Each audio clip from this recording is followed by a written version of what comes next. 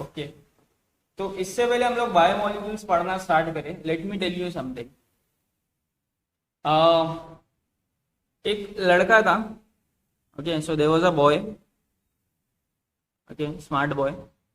अब ये लड़का जो है, he is a living organism, of course he is a living organism. मैंने क्या किया, इसके बॉडी से ना एक सेल निकाला, इसके बॉडी से क्या निकाला, मैंने एक सेल निकाला। अब मैंने किसी इंसान को बुलाया, इसके एक फ्रेंड को बुला लिया समझो, और उसको बोला कि ये सेल के अंदर तेरे को जो भी दिख रहा है ना, जो भी छोटे छोटे मॉलिक्यूल्स दिख रहे हैं उसको बाहर निकाल। तो क्या करेगा, एक चीज को बाहर निकालेगा, ठीक है, फिर दूसरी चीज को बाहर निकालेगा सेल के अंदर से, फिर वो तीसरी चीज को बाहर निकालेगा, ओके, उसको और कुछ मिलेगा सेल के अंदर से, वो उस चीज को भी बाहर निकालेगा, ठीक है, देन उसको और कुछ मिलेगा, वो उस चीज को भी बाहर निकालेगा। तो सेल के अंदर जो है ना, ये जो लड़का है, इसके सेल के अंदर ना उसको अलग अलग टाइप की चीज मिलेगी, ठीक है। तो अगर मैं किसी एक्सपर्ट को पूछूं कि ये वाला जो ब्लू वाला डॉट है उसको क्या बोलते हैं, तो एक्सपर्ट बोलेगा इसको हम लोग बोलते हैं प्रोटीन। तो ये जो ब्लू वाला डॉट है उसको क्या बोलते हैं, प्रोटीन बोलते हैं। अगर मैं किसी दूसरे एक्सपर्ट को पूछूं कि जो ऑरेंज वाला सब्सटेंस उसने बाहर निकाला है सेल के, वो क्या है, तो बोलेगा कार्बोहाइड्रेट है। क्या है वो, कार्बोहाइड्रेट है। अगर मैं पूछूंगा जो येलो वाला है, येलो येलो क्या है ये, तो बोलेगा कि ये लिपिड्स है, ठीक है। अगर मैं किसी और को बुलाता हूँ और बोलता हूँ कि ये देखो ये डार्क येलो वाला है, वो क्या है, तो बोलेगा ये अमीनो एसिड्स है, ठीक है।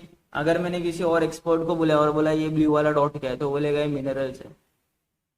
तो सेल के अंदर से प्रोटीन निकला, कार्बोहाइड्रेट निकला, लिपिड्स निकला, अमीनो एसिड निकला और मिनरल निकला। अब ये जितनी भी चीजें जो सेल के अंदर से निकली, ठीक है, so all this things that are found inside the cell और they are obtain from the cell, so such things are called as biomolecules.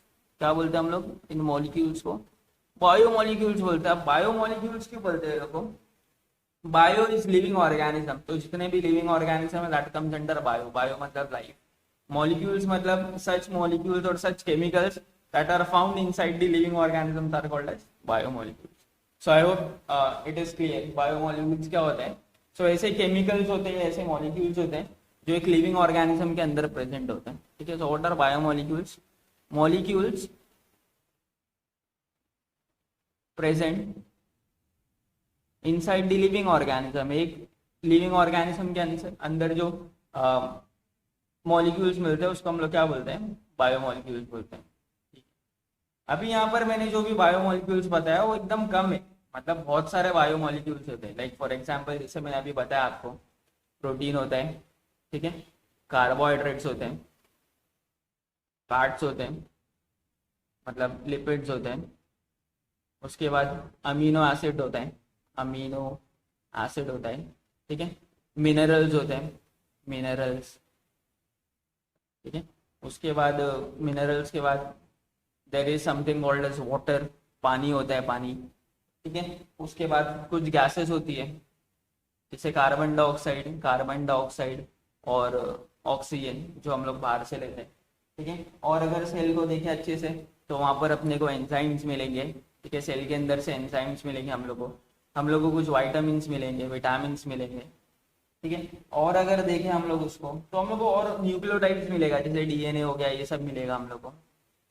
तो अगर एक सेल को हम लोग खोल दे पूरी तरीके से तो हम लोग को ना बहुत सारी चीजें मिलेगी जिनको हम लोग बायोमोलिक्यूल्स बोलते हैं। तो जो मैंने तुम लोग के सामने लिखा है अभी ये सब बायोमोलिक्यूल्स, ठीक है। बट कुछ बायोमोलिक्यूल्स ऐसे होते हैं जो सेल खुद से बनाता है, समझ में आ रहा है मैं क्या बोल रहा हूँ। कुछ बायोमोलिक्यूल्स होते हैं जो सेल खुद से बना सकता है, या लिविंग ऑर्गेनिज्म जो खुद से बना सकता है। और कुछ ऐसी चीजें होती है सेल के अंदर जो हमारी बॉडी प्रोड्यूस नहीं करती है, हमारी body can not produce those things, ठीक है। सो बायोमोलिक्यूल्स को हम लोग दो कैटेगरी में डाल सकते हैं, ठीक है। अभी एक एक करके आते हैं, तुम लोग बताना कि उसको बॉडी प्रोड्यूस कर सकती है क्या नहीं।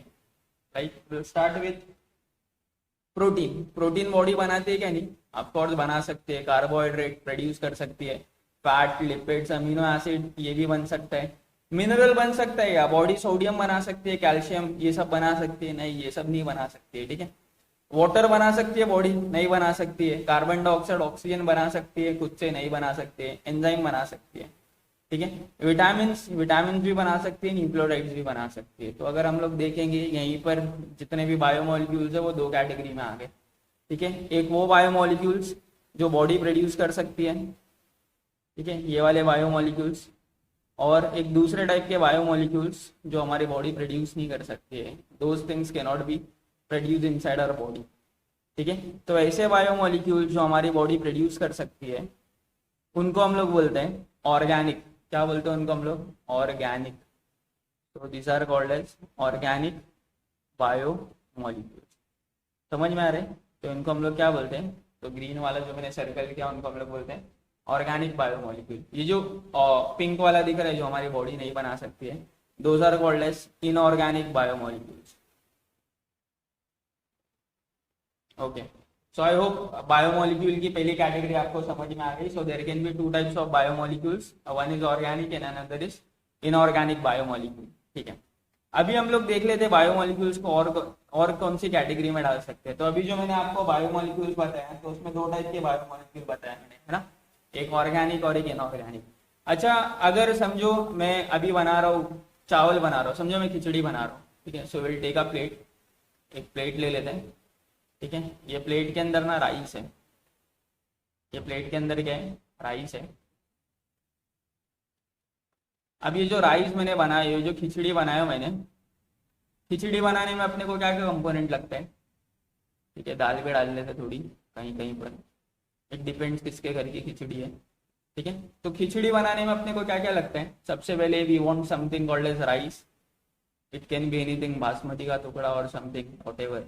ठीक है, then it required something small small, that is called as dal. और कुछ लगता है क्या खिचड़ी बनाने में?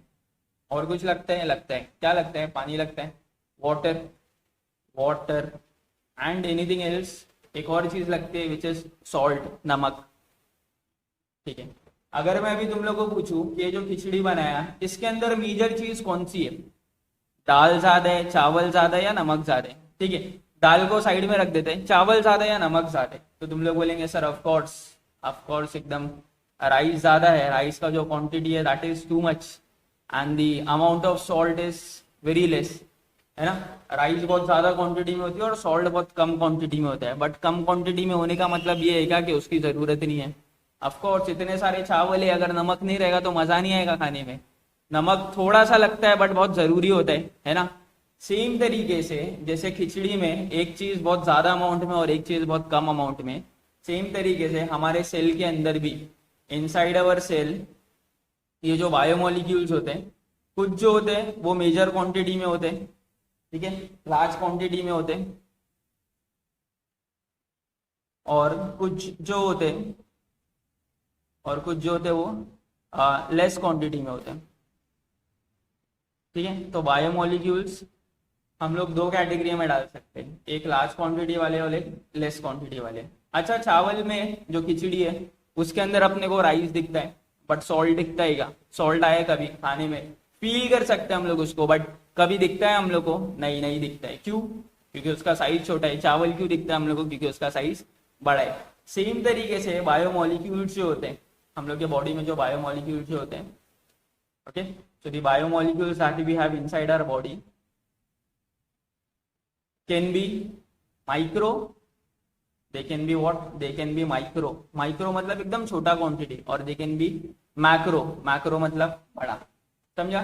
तो जो बायोमोलिक्यूल्स है वो दो टाइप के हो सकते हैं, माइक्रो जिनका साइज बहुत छोटा है, और ऐसे एक और दूसरे टाइप के जिनका साइज थोड़ा बड़ा है, उसको हम लोग क्या बोलते हैं? मैक्रो।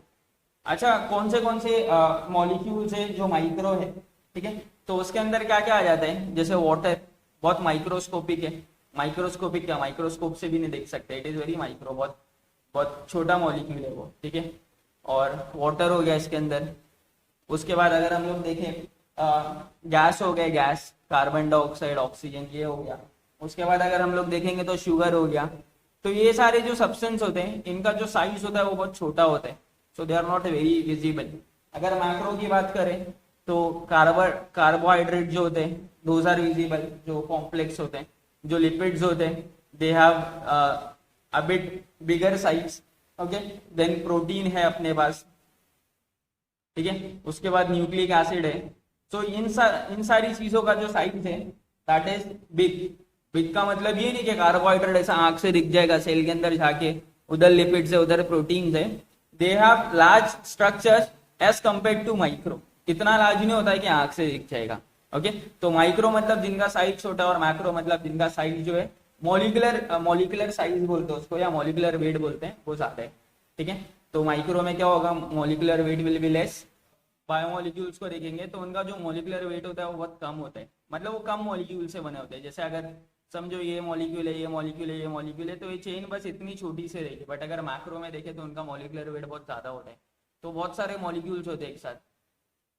ठीक है, बहुत कॉम्प्लेक्स होते हैं। ओके, इतना समझा। तो माइक्रो और मैक्रो में फर्क क्या है, इसका मॉलिकुलर वेट कम होता है और इसका मॉलिकुलर वेट जो है वो ज्यादा होता है। अभी एक और चीज, हम लोग के पास कोई एक लिमिट रहना चाहिए ना, कि यहाँ तक रहेगा तो माइक्रो में आएगा और इसके ऊपर जाएगा तो मैक्रो में। सो दैट लिमिट इज, तो मॉलिकुलर वेट को नापने के लिए there is a unit called as dalton. एक यूनिट है जिसको हम लोग बोलते हैं Dalton.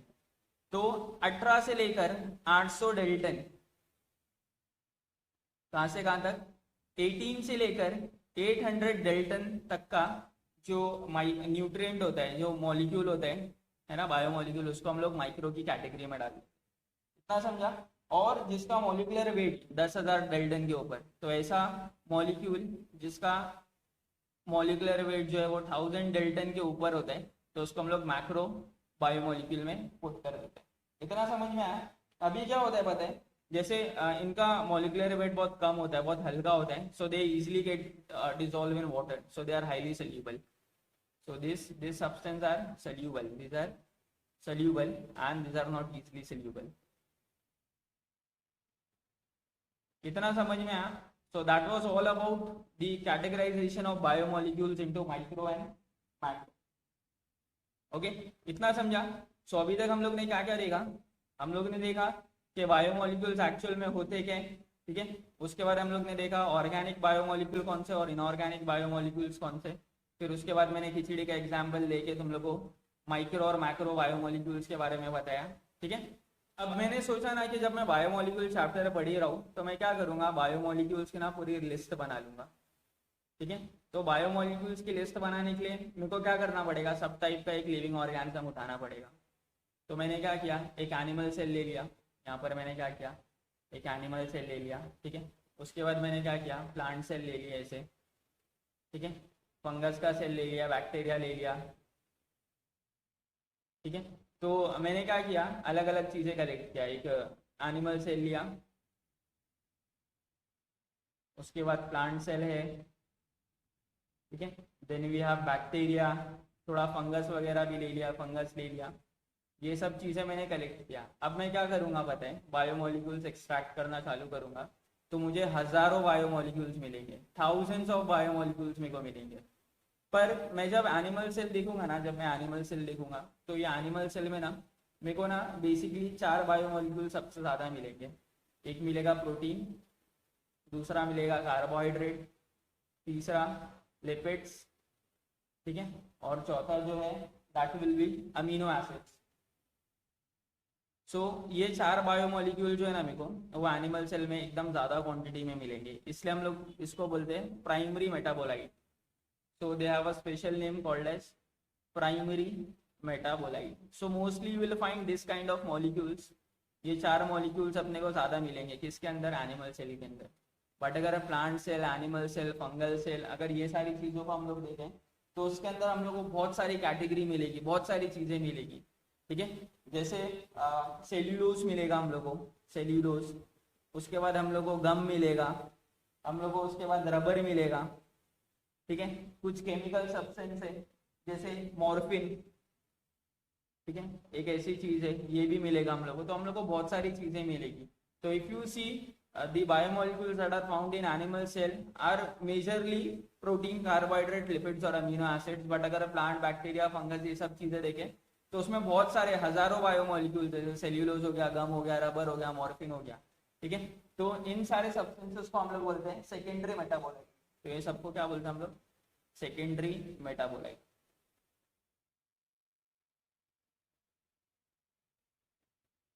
Okay, so that was an introduction to biomolecule. तो हम लोग ने बायोमोलिक्यूल का इंट्रोडक्शन देख लिया। अभी चैप्टर की समरी बता देता हूँ मैं आपको कि चैप्टर में बेसिकली है क्या क्या।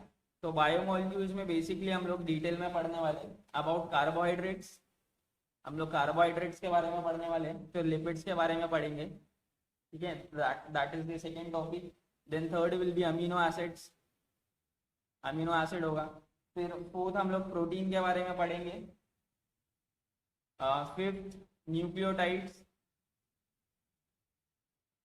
न्यूक्लियोटाइड्स क्या होता है वो देखेंगे हम लोग। सिक्स्थ जो है will see about nucleic acid, ठीक है। और जो सेवेंथ, जो सातवीं चीज हम लोग पढ़ेंगे that will B enzymes. Okay, इतना समझ में आया। सो मैं क्या करूंगा, अभी हर एक टॉपिक पे एक अलग वीडियो बनाऊंगा। हो सकता है एक टॉपिक पे 2 या 3 वीडियो भी बन जाए, depends upon the length of the topic. तो हम लोग ये 7 टॉपिक और करेंगे और हम लोग का चैप्टर जो है वो कंप्लीट हो जाएगा। We are going as per NCERT textbook, तो हम लोग एनसीईआरटी को फॉलो कर रहे हैं। तो एनसीईआरटी के चैप्टर में ये 7 मेजर टॉपिक्स कवर ही है। So we are going to do that. Okay, so for this video that's it for today. Thank you.